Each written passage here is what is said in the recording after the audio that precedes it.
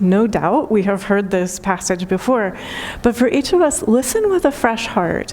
One of the teachings that Swami Shankarananda loved to share was that all the characters in Scripture speak to an aspect of ourselves.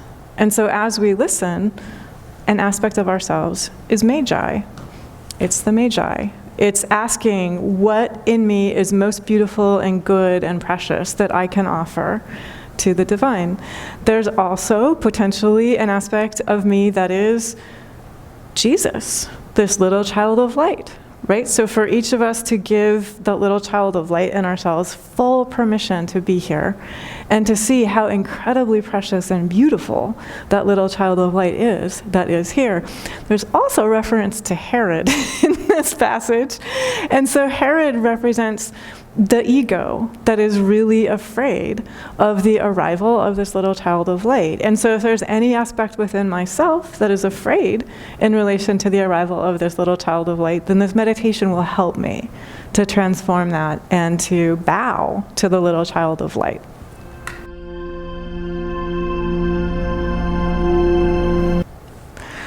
I'm filled with such joy and gratitude and love, and we're inviting ourselves to connect with the energy of the evergreen wreath. And so I'm just inviting us to feel directly within our own body, our heart, our mind, our life, the beginningless, endless unity that each of us is. And then when we're in contact with the unity within ourselves, we also become in contact with the unity with and within everyone and everything in time and space. And so just to give yourself that gift of directly feeling your unity with all of life. And then we're inviting ourselves to breathe into our heart the light of hope and the light of peace. And we are inviting ourselves to breathe into our heart the light of joy and the light of love. There are so many ways in which we could meditate on these lights, but one of the things that I'll just observe is we have just passed the winter solstice. I think it was like at 4:20 a.m. on Saturday. And I feel a shift. Do you feel a shift? You can feel the turning towards the sun, the turning towards the light. So I was smiling to myself as we were engaged with lighting a new light on the Advent wreath each week. As the days became darker, the Advent lights grew brighter. And so there's a deep wisdom to the light that this is reminding us that if it seems as if outer darkness is here in time and space, it's an invitation to connect with the increasing light that is always present and available to us. And so for each of us to directly feel and allow ourselves to embody the light of hope, and just to ask, what would that be for me? To allow the light of hope to embody through me. What would it be to allow the light of peace to embody through me? What would it be to allow the light of joy to embody through me? And what would it be to allow the light of love to embody through me? And these are questions we can ask ourselves today, but also every day for the rest of this timeline. And there's always more hope to unfold and embody. There's always more peace to unfold and embody. There's always more joy to unfold and embody. There's always more love to unfold and embody. So I'm coming over here to share some scriptures and some teachings. The topic today is embodied master, true student. And we have been meditating on teachings from Swami Shankarananda that help us to connect with the way he embodied self-mastery, which in turn reminds us that each of us is invited to embody self-mastery. And so this simply means, this is what he says about mastery: I am the master of what I choose to think, imagine, project, and how I prefer to feel. And what that means is, for any human, at any moment, if I am feeling something other than love, we're meditating on love today, then I can choose. to direct my thoughts towards love. And I can choose to unfold directly within myself the feeling of love. And that means that I am choosing what I am imagining and projecting, which also means that I am creating an energy field of love, and I am moving and breathing and living and having my being in this energy field of love. And so I am able, as an embodied master of myself, to live in an energy field of love any moment, no matter what is happening in time and space. And so for each of ourselves, we're inviting ourselves to be true students of that teaching. Welcome. My name's Dhruv, and you have arrived at Awake Yoga Meditation. If you are enjoying this content, please consider subscribing below, liking, or sharing this content. It helps get the word out. And if you're interested in deepening your happiness and joy in your life, consider subscribing to our Substack or going to our website at awakeyogameditation.org for more information. Thank you. So I'm going to share some stories about Swami Shankarananda when he was a student of his teacher. And Srimati Shanti Mataji once said to me, his guru was really hard on him. And then she smiled and she said, but look what we got out of it. So I'm about to tell you some of the really hard on him stories. And also just fully bowing to that guru wisdom that expressed perfectly through Swami Premananda in that time and place, in that way, in that style. So one of the things that Swami Shankarananda encountered was when he was a student. And so at that time, he was actually known as Peter. So one of the things that he encountered was that his teacher would, you could call it like, give him practices, give him opportunities to demonstrate that he was unconditionally loving and respectful and a true student to his teacher, of his teacher, no matter what. And so one of the examples of that is that you might notice that we don't use notes here. And that's a part of the yogic tradition, that you speak, you prepare thoughtfully and carefully, but then speak spontaneously from the heart. And so when Swami Shankarananda, who was known as Peter at the time, was learning how to give a talk in the way that I'm currently giving a talk, his teacher said to him, prepare notes. And then his teacher had him stand up in front of everybody and then said, now give me the notes. He took the notes and he tore them in half. And he said, now give the talk. And so that's just an example of one of the practices that Swami Shankarananda got to engage in when he was learning to be a true student, when he was learning just unconditional love and respect and dedication to being of service, no matter what. So I was reflecting on that because chances are that's never going to happen to us. But what does happen to us is that we prepare in one particular way. We have an expectation, we think, okay, I should prepare in this particular way, and then we arrive and life says, you get to be of service in a completely unexpected, unanticipated way. And then we're all in that same state of having carefully prepared the notes, and then all of a sudden the notes are gone. And we're like, okay, Divine Grace, we will allow you to speak through me. And so that's what was possible in that particular moment, was to allow Divine Grace to speak. And so for every one of us, just to be clear about this, the next time you're expecting that you are preparing in a particular way to be of service in a particular way, and you show up and life says, something entirely else is being invited or asked or urged or required of you, to give yourself that grace. It's the grace of stepping into unconditional love and knowing that unconditional love is here always. Trusting unconditional love is here always. And so that what happens is one cultivates this energy of courage, one could call it, or inner strength, or self-awareness, or poise, or composure, and one just knows the divine and I will always figure this out. Or simply, I open my heart and I allow the divine to share through me, whatever is optimal to share through me. So that was teaching story number 1. Helpful for all of us. On another occasion, Swami Shankarananda, known as Peter at the time, had tickets for an opera, and he loved opera. So it was one of his great joys. The night before the opera, Swami Premananda said to him, "What are you doing tomorrow night?" Then Peter said, "Why do you ask?" And Swami Premananda said, "Because you're giving the meditation tomorrow night."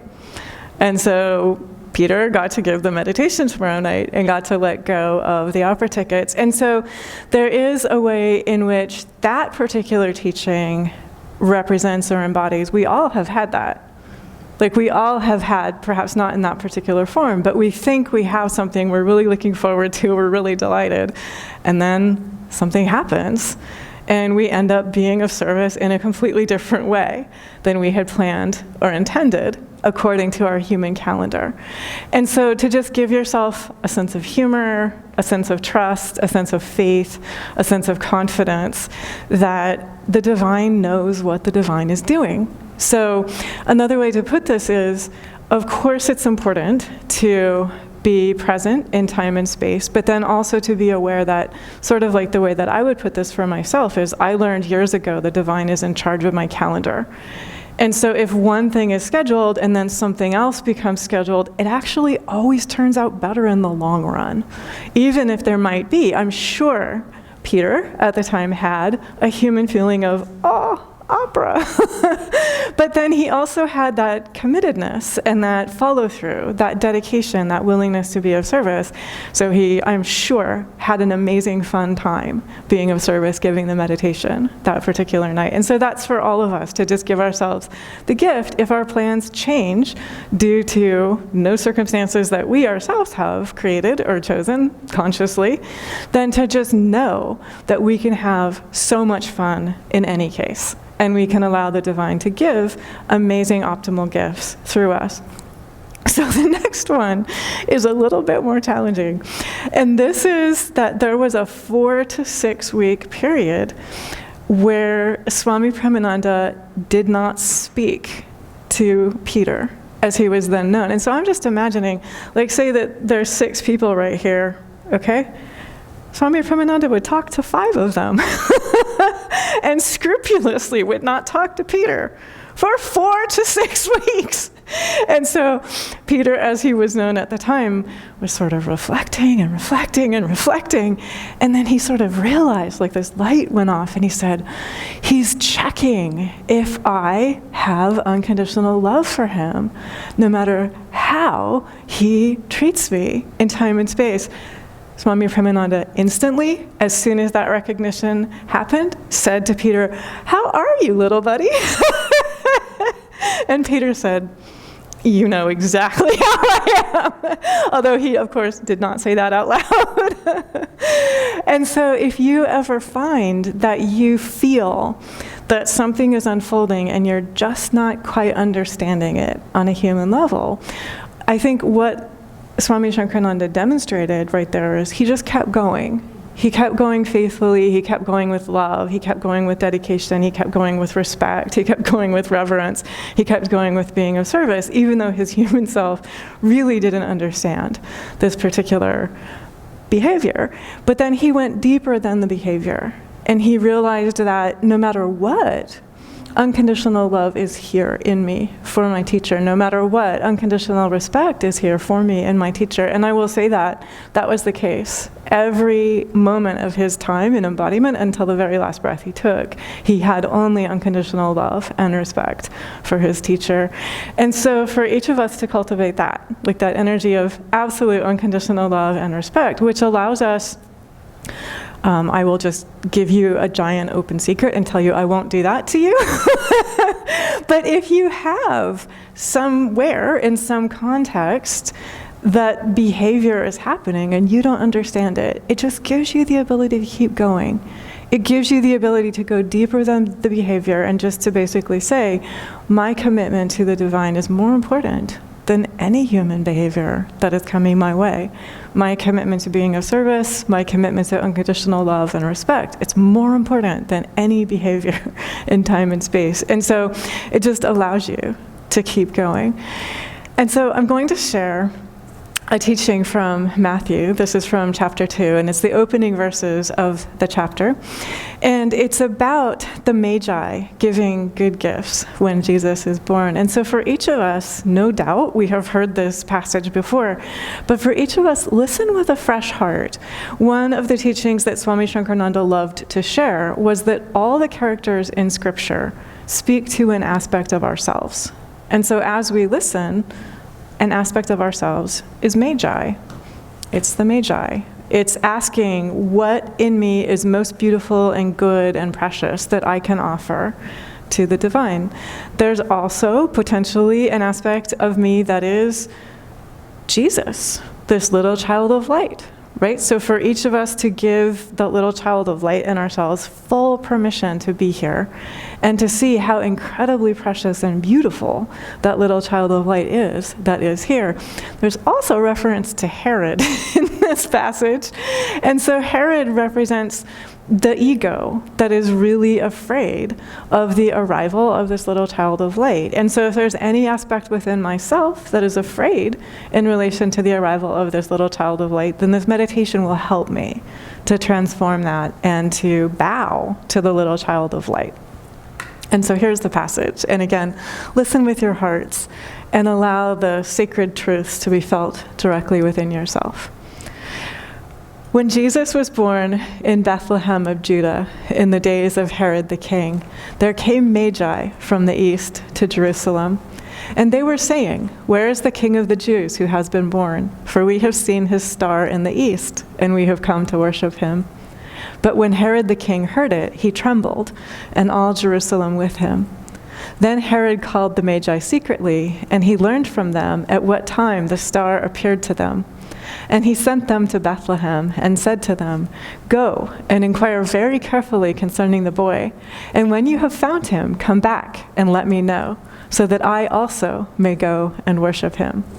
When they had heard from the king, they went away. And behold, the same star that they had seen in the east was going before them, until it came and stood just above the place where the infant boy was. When they saw the star, they rejoiced exceedingly. And they entered the house and saw the infant boy with Mary, his mother, and they threw themselves down and worshipped him. And they opened their treasures and offered to him gifts, gold and frankincense and myrrh. And they were told in a dream not to return to Herod, so they departed to their own country by another way. It is such a precious teaching, and so I'm inviting us to keep meditating upon this teaching. But for right now, a few entry points are to notice that the star in the east, which we all can connect with at the spiritual eye, guides the magi. And so they are guided continually. It helps them navigate anything that they encounter in time and space. It helps them navigate travel. So if anyone is traveling for the holidays, perhaps you're only traveling emotionally for the holidays, that works too. There's always inner guidance within ourselves. And so just to remain open to that inner guidance, that star in the east is with and within us always. So stay steady in meditation practice. Stay steady in that unconditional love, that unconditional energy of respect, allowing it to share and to support you, and then allowing it to be of service through you, shining right where you are. It'll help you navigate interactions with humans. So the Magi get to practice discernment very carefully. Herod says one thing, he means another. So they get to practice discernment. We all know interacting with humans involves practicing discernment. And so to give yourself that gift of trusting that clarity and discernment by grace are with and within me, there's constant support and there's constant guidance. And so the magi make that available as well. And then they have this generosity of spirit. And so for each of us to connect with that generosity of spirit, what is most precious in me? In the stories that I just shared of Swami Shankarananda, he had basically given all of himself to the divine. So he gave his life, his heart, his energy, his body, his mind, his being, his exuberance, his faith, his joy, his love, all of it. He gave all of it to the divine.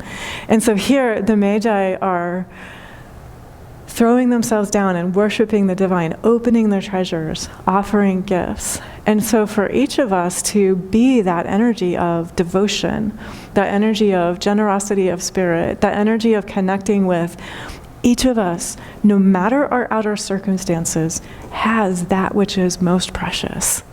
And that which is most precious is that energy of pure love. That is our true nature. It is with us always. And so in any circumstance, that which is most precious in the universe, it's with me. So the only question is, how joyfully and exuberantly may I unfold and share that supreme pure love? The Bhagavad Gita actually offers a very similar teaching. This is from chapter 9, and it's verses 26 and 27. Krishna, the voice of supreme love, the voice of supreme light, the energy that attracts the whole universe, is speaking here. It's the energy of the divine within all hearts. Whosoever with devotion offers me a leaf, a flower, a fruit, or water, I accept it from him as the devout gift of a pure heart. Whatever thou doest, whatever thou eatest, whatever thou offerest as oblation, whatever thou givest as gift, whatever soul's power that puttest forth, do it as an offering unto me. And so you can just feel that energy of pure devotion expressed palpably in these verses. And so for yourself to turn within and know that that energy of pure devotion dwells in your heart. That energy of pure love dwells in your heart, and it is the most precious thing in the universe. And it is there, it is beating your heart, it is with you, it is the warmth, the brightness, the light, the joy, the love, the exuberance, the generosity, the forgiveness. It's the freedom, it's the creativity, it's the gladness. It is with you and within you always. I would like to share something that Swami Shankarananda said, and this is with reference to we practice meditation, we practice service, and we don't just do this once. We don't just do this one day. We don't just do this 1 week. We don't just do this 1 month. It's an ongoing practice. It's a practice of a lifetime. And when we practice in that way, what we realize is that there's always more light. There are always more jewels of the heart, jewels of the soul, jewels of the spirit to unfold within ourselves and to share. And so this is what he says with reference to that. Keep digging.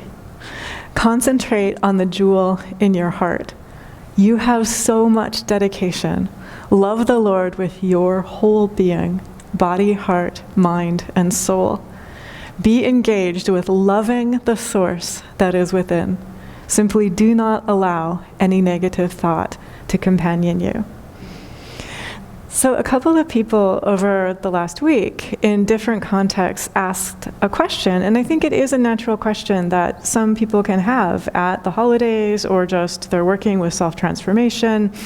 And the question is, what if I feel sadness? Or what if I feel morose? Or what if I feel an energy or an emotion that I would prefer not to carry around in my body, my heart, my mind, my life? And so let's give ourselves the gift of practicing right now. I will also mention that in the Play Shop Friday, and you can find that for paid subscribers of Substack, we practiced 3 to 4 different techniques that help with this as well. So we're just sharing right now a brief meditation that helps with this. So I myself am placing my hands on my heart, and you're warmly welcome to do the same. It can just help you feel the jewel within your own heart. So we're going within, and greeting the warmth and the light and the brightness, the luminous lamp of wisdom that dwells in all hearts. And that luminous lamp of wisdom dispels all darkness. So if we have any feeling of doubt, or any feeling of sadness, or moroseness, or fear, any other feeling that we would love to transform, we may simply offer that feeling into the light that dwells in the heart.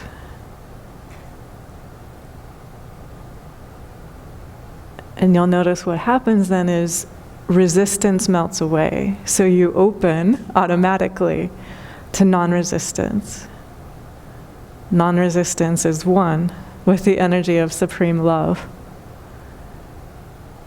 And so you unfold vaster supreme love within yourself than you can possibly imagine. I choose to go within. I choose to directly connect with and feel the luminous lamp of wisdom that dwells in my heart, that dwells in all hearts.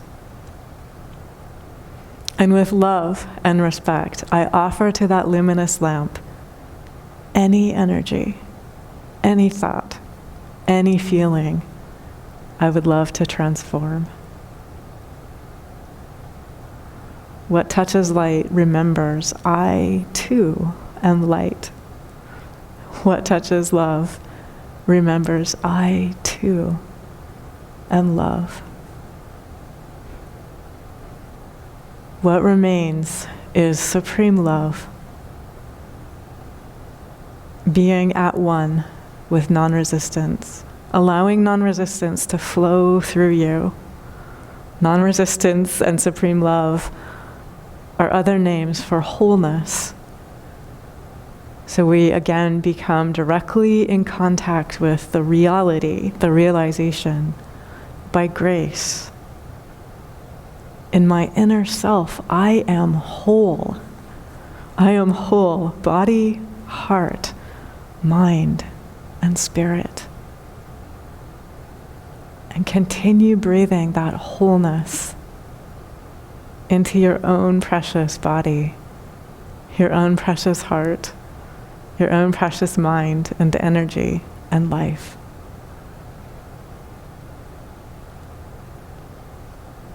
There is a natural feeling of faith and trust and confidence, direct, embodied truth, realizing that the light is here fully, that each of us is fully supported, connected, cared for, buoyed, steady, steadfast, serene, strong in that energy of light.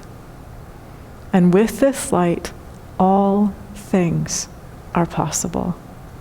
This is the light that is the radiance that pours forth and becomes the sun and the moon and the stars. This is the radiance that pours forth and expresses exuberantly through that little baby Jesus, through Krishna, through all the sacred teachings and teachers. Connect with them in your heart, the ones you love. And then know the light in your own heart is one with that sacred light that shares through the teacher, the teachings, the truth that you love. And with that energy of love, all things are possible. Allowing all of yourself to be filled with that love, that non-resistance, that pure energy of faith, trust, hope, confidence, caring, and connection. And know that you are completely supported by this pure source energy, and all beings are completely supported by this pure source energy. And so it is as natural as the sunlight being here in the day. for this pure source energy to share through you, purely, directly, effortlessly, right where you are in your daily life. And so in closing, I just invite us to place our hands in prayer at the heart and give such thanks that we are so incredibly supported, so incredibly loved, so incredibly blessed, so incredibly cherished by this supreme pure love that is our own being. Thank God, and God bless us all.